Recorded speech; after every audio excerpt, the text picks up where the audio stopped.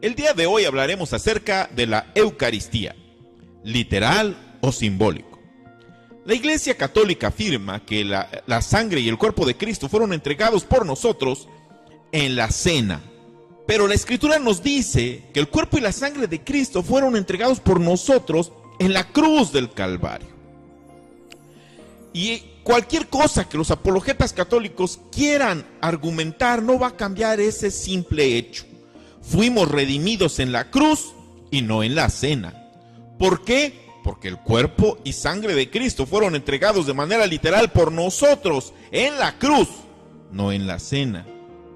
El mismo catecismo de la Iglesia Católica, en el numeral 618, comienza por decir: la cruz es el único sacrificio de Cristo, único mediador entre Dios y los hombres. Primera de Timoteo 2:5. Es real. El único sacrificio de Cristo se dio en la cruz, no en la cena. Literalmente, el cuerpo y la sangre de Cristo fueron entregados por nosotros en el Gólgota. Cuando nosotros hablamos de si es literal o es simbólico, nos estamos refiriendo al sentido en que viene escrita esta porción de la Escritura. Si viene en un sentido literal o viene en un sentido simbólico. A veces los católicos nos dicen: bueno, es que muéstrame con la Biblia que aquí es simbólico, que la Escritura diga que la cena del Señor es simbólica. Bueno, nosotros nos estamos refiriendo al sentido de la literatura, si bien en sentido figurado o en sentido literal. Ahora, en sentido literal, Pablo nos dice que la cena es un anuncio de la muerte del Señor. Y para esto vamos a ir a las Sagradas Escrituras en 1 Corintios 11 del 23 al 26. Y dice: porque yo recibí del Señor lo que también os he enseñado, que el Señor Jesús, la noche que fue entregado, tomó pan. Y habiendo dado gracias, lo partió y dijo: tomad, comed, esto es mi cuerpo, que por vosotros es partido. Haced esto en memoria de mí. Asimismo tomó también la copa, después de haber cenado, diciendo: esta copa es el nuevo pacto de mi sangre. Haced esto todas las veces que la bebiereis en memoria de mí. Así pues, todas las veces que comiereis este pan y bebiereis esta copa, la muerte del Señor anunciáis hasta que Él venga.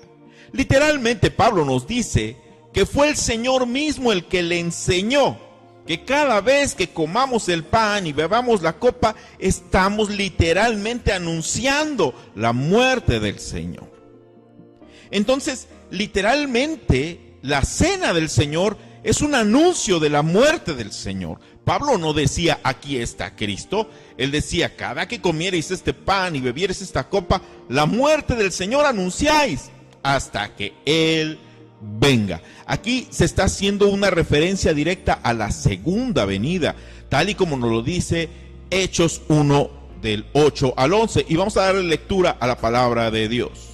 Y dice: pero recibiréis poder cuando haya venido sobre vosotros el Espíritu Santo, y me seréis testigos en Jerusalén, en toda Judea, en Samaria y hasta lo último de la tierra. Y habiendo dicho estas cosas, viéndolo ellos, fue alzado y le recibió una nube que le ocultó de sus ojos.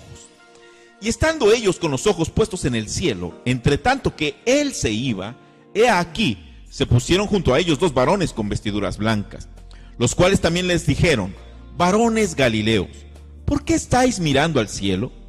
Este mismo Jesús, que ha sido tomado de vosotros al cielo, así vendrá como le habéis visto ir al cielo. Literalmente, Cristo fue tomado hacia el cielo, lo dice la Escritura. Fue alzado y le recibió una nube que le ocultó de sus ojos. Literalmente así fue como Cristo fue alzado.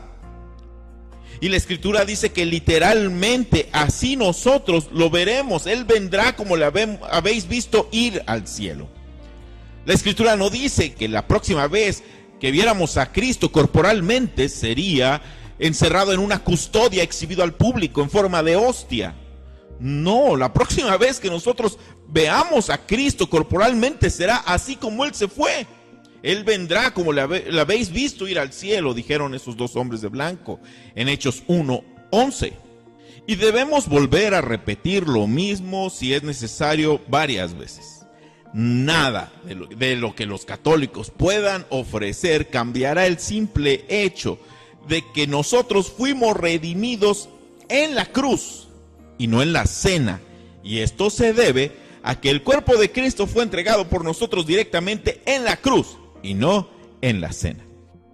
La Biblia es muy clara cuando nos habla acerca del sacrificio de Jesús. Por ejemplo, en Filipenses 2:8 dice: y estando en la condición de hombre, se humilló a sí mismo, haciéndose obediente hasta la muerte y muerte de cruz. Fue en la cruz donde Cristo se entregó por nosotros, donde Él pagó con su sangre por nuestras transgresiones, por nuestros pecados, y no en la cena.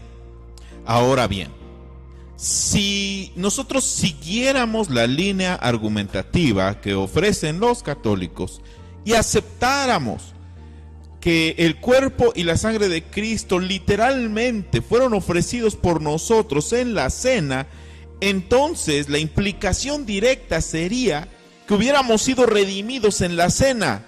Ese sería el lugar de nuestra redención. No debemos dejar pasar esta pregunta. Cada que estemos debatiendo este punto con un católico comprometido, debemos de decirle: a ver, mi hermano, ¿en dónde fuimos redimidos? ¿Fuimos redimidos en la cena o fuimos redimidos en la cruz? Aunque el católico tratara de refutar y salirse del tema, tú le debes recordar el catecismo en el numeral 618, donde dice que fuimos redimidos en la cruz. Entonces, ¿por qué fuimos redimidos en la cruz? Bueno, porque literalmente el cuerpo de Cristo fue ofrecido en el Calvario y no en la cena.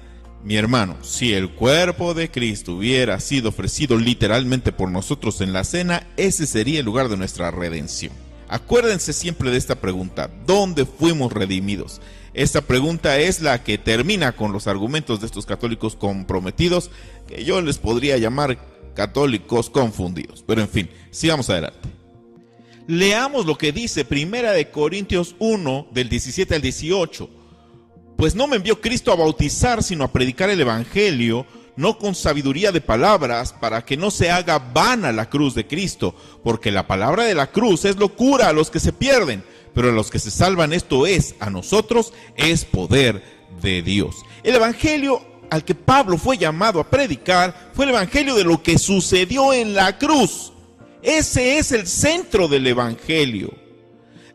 En algunos debates he escuchado católicos que con estos versículos tratan de hacernos pensar que Pablo estaba hablando de un crucifijo. Bueno, ya saben el tipo de eisegesis que estos muchachos se inventan.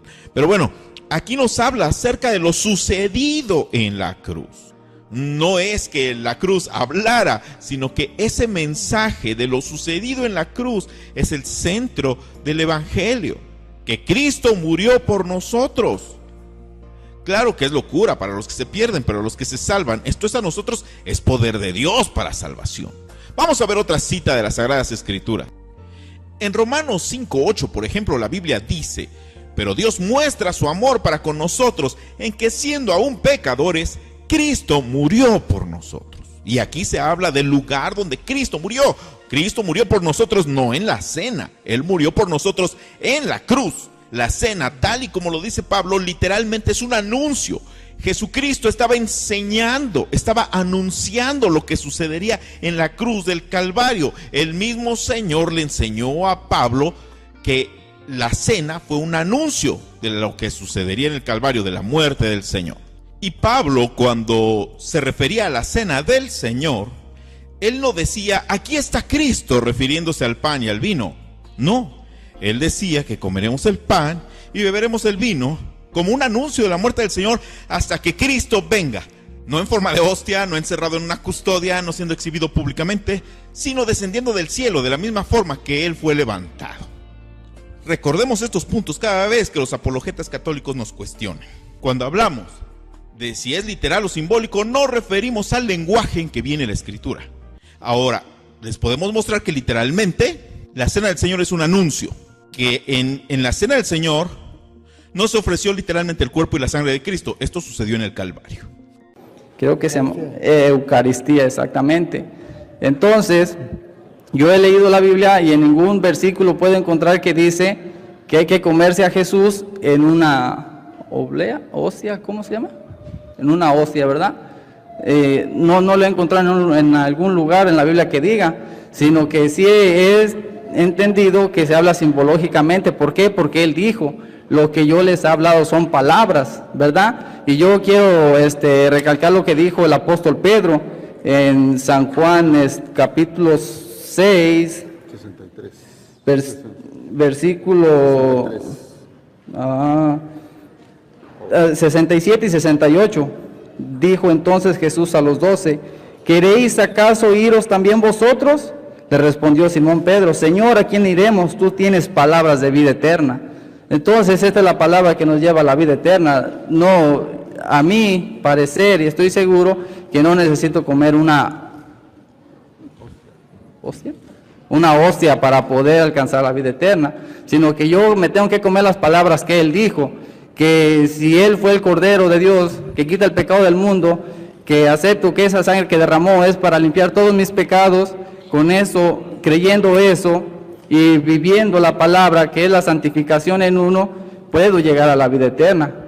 Generalmente los apologetas católicos suelen recurrir al versículo 55 del capítulo 6 de Juan, donde dice, porque mi carne es verdadera comida y mi sangre es verdadera bebida. Pero se les olvida siempre el leer el contexto. Esta porción de la Escritura es un mero texto sin contexto.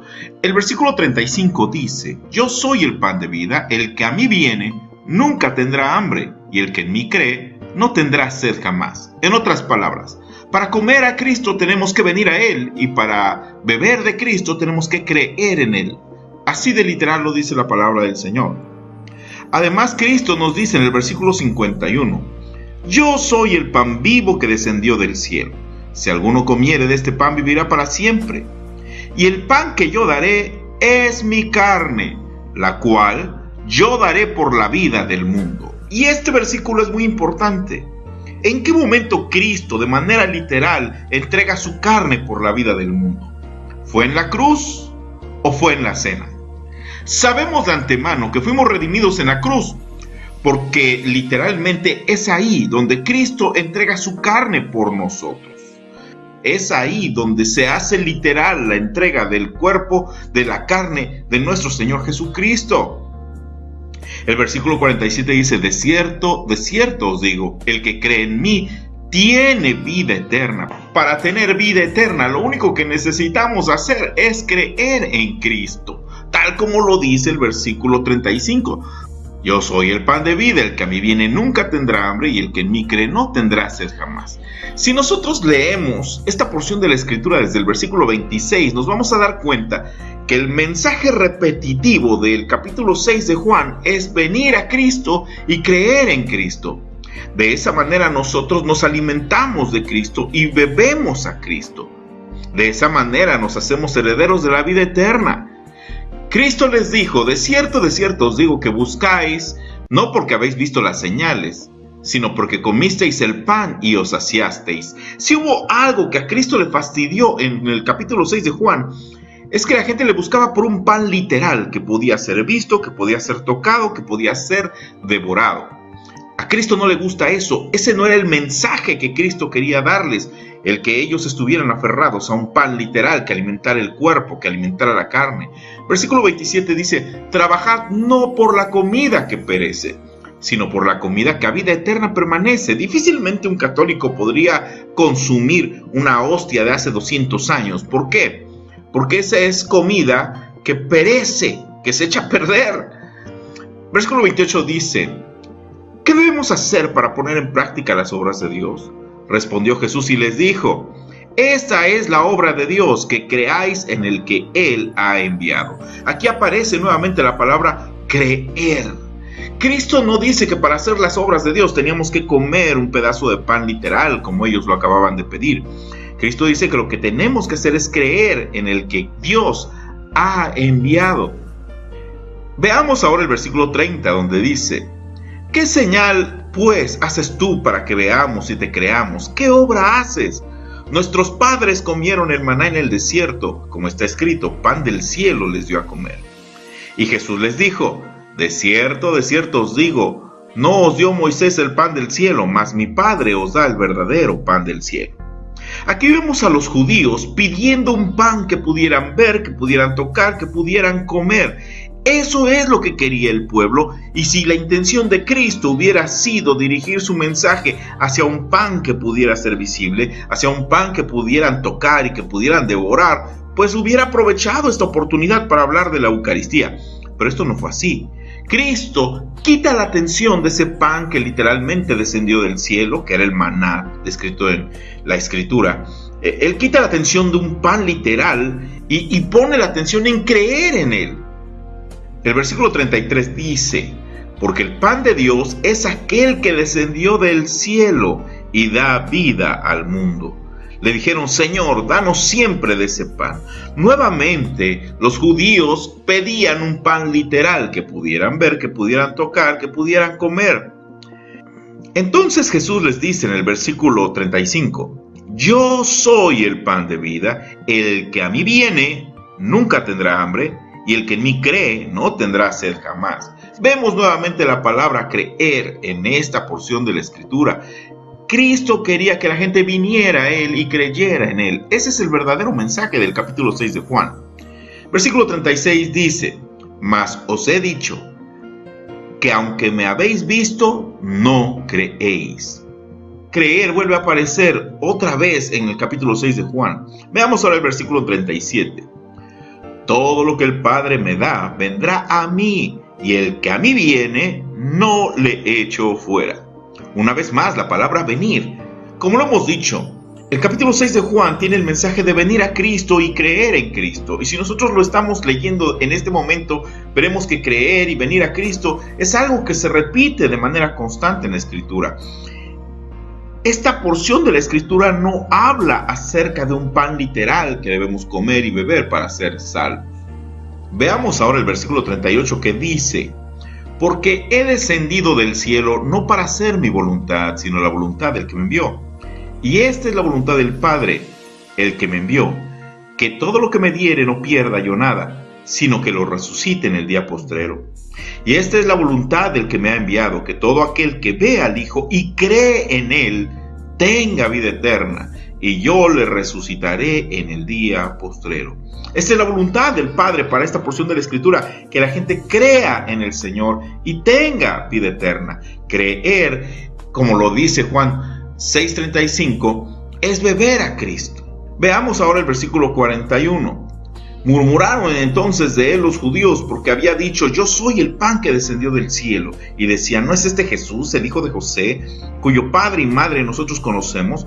¿Cómo pues dice este: del cielo he descendido? Jesús respondió y les dijo: no murmuréis entre vosotros. Ninguno puede venir a mí si el Padre que me envió no le trajere, y yo le resucitaré en el día postrero. La palabra venir vuelve a aparecer en esta porción de la Escritura. Ninguno puede venir a mí si el Padre que me envió no le trajere. ¿Quién es el que trae a la gente hacia Cristo? Pues es Dios mismo. Esa invención católica de que a Jesús por María, eso no aparece en la Escritura. Aquí claramente dice que si alguien es el que puede hacer que nosotros vengamos a Cristo, ese es el Padre, no María. Veamos ahora el versículo 45. Escrito está en los profetas, y serán todos enseñados por Dios. Así que todo aquel que oyó al Padre y aprendió de Él, viene a mí. Aprendamos del Padre, y no de lo que piensen los hombres. La Iglesia Católica enseña doctrinas que Cristo nunca enseñó, que los apóstoles jamás enseñaron, palabras que no son inspiradas por Dios. Los evangélicos, por nuestro lado, solamente predicamos aquellas doctrinas que Cristo enseñó a la iglesia, que los apóstoles enseñaron a la iglesia, palabras que son inspiradas por Dios y que podemos citar en las Sagradas Escrituras. ¿Por qué? Porque bueno, todo aquel que oye al Padre y aprende de Él, viene a Cristo. Veamos ahora el versículo 46. No que alguno haya visto al Padre, sino aquel que vino a Dios, éste ha visto al Padre. De cierto os digo, el que cree en mí tiene vida eterna. El versículo 47 es muy importante, pues pone a la par el creer en Cristo para tener vida eterna. Más adelante la Escritura dirá que el que come su carne y bebe su sangre tiene vida eterna. Bueno, el creer es equivalente a comer su carne y beber su sangre. Eso es creer en Cristo. Esos son los que tienen vida eterna. Veamos ahora el versículo 48. Yo soy el pan de vida. Nuevamente Cristo vuelve a poner la atención en su persona. Él es el pan de vida. El versículo 49, vuestros padres comieron el maná en el desierto y murieron. Qué ciertas son las palabras del Señor. Por una parte dice, yo soy el pan de vida, y por otra parte habla de un pan que literalmente descendió del cielo, de un pan que podían ver, que podían tocar, que podían comer. Pero Cristo hace una clara diferencia entre el pan de vida, que es Cristo, y un pan literal. Él no estaba hablando de una literalidad, de un pan.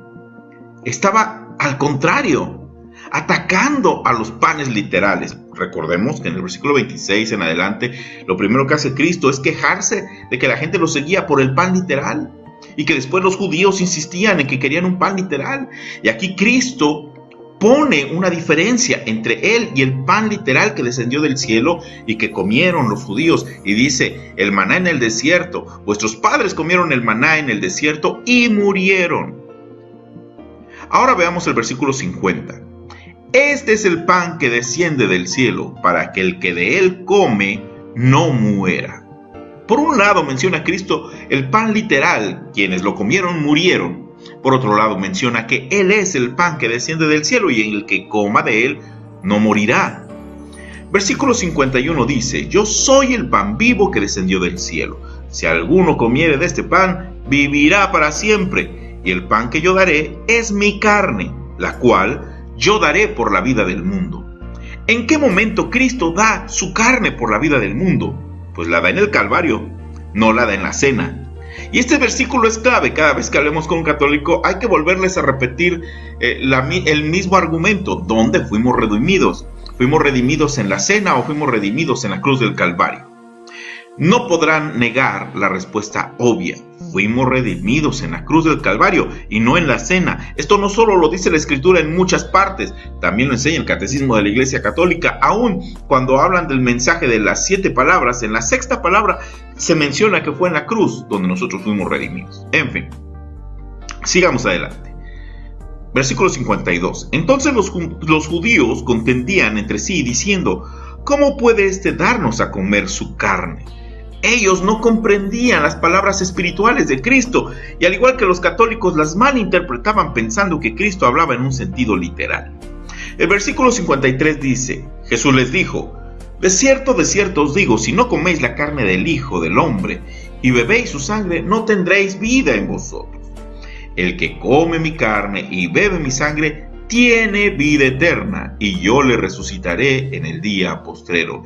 Este versículo hace juego con Juan 6:47, unos versículos atrás, donde dice, de cierto os digo, el que cree en mí tiene vida eterna.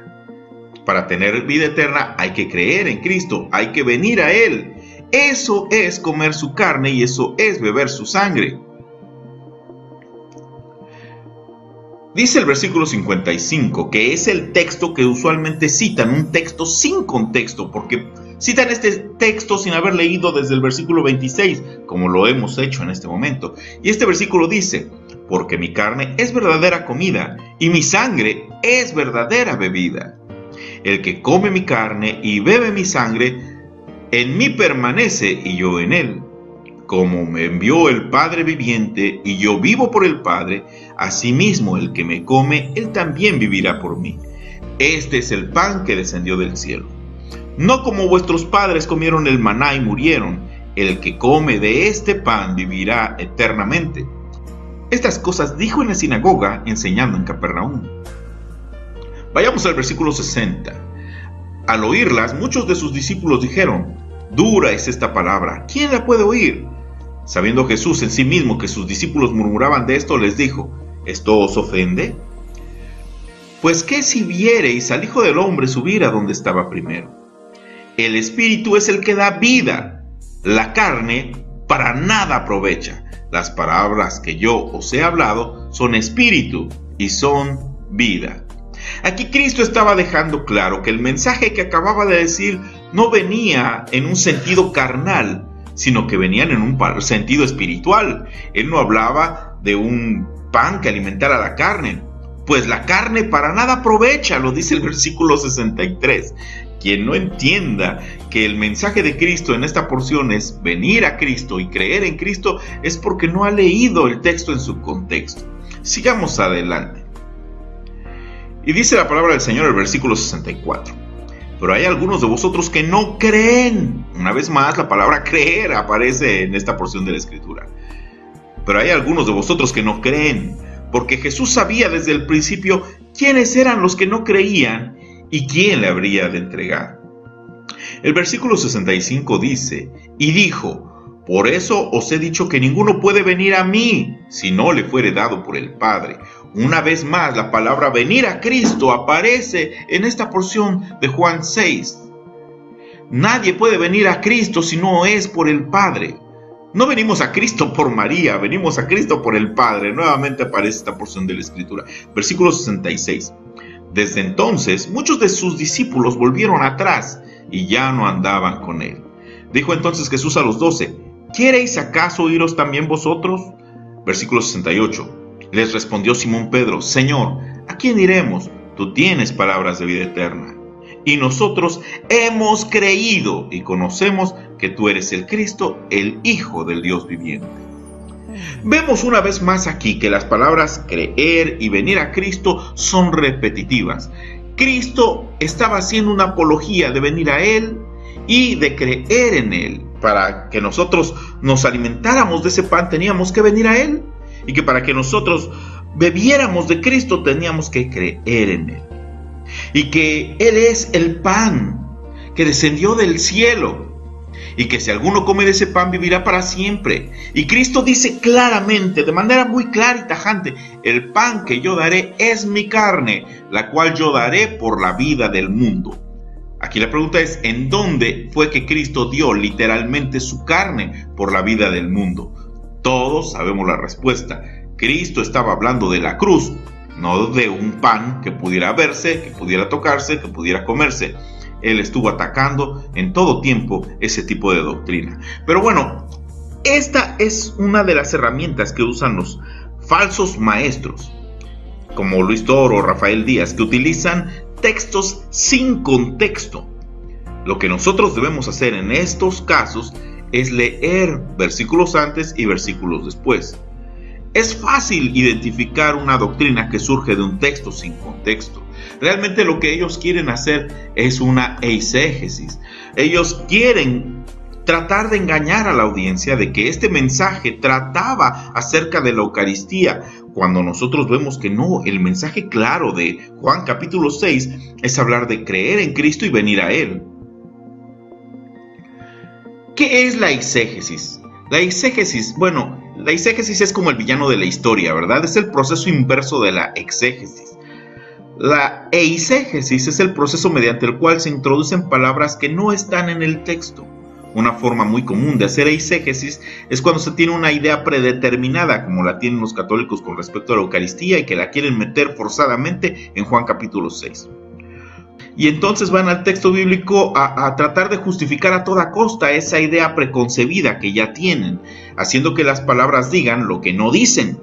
Casi siempre la eisegesis aparece cuando no le gusta al lector lo que la palabra de Dios dice acerca de su propia falta, o cuando quiere apoyo bíblico para una doctrina que no es bíblica.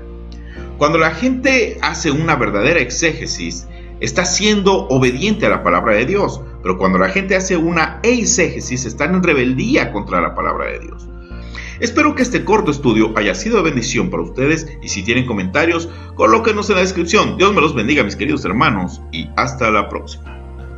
Respuestas evangélicas.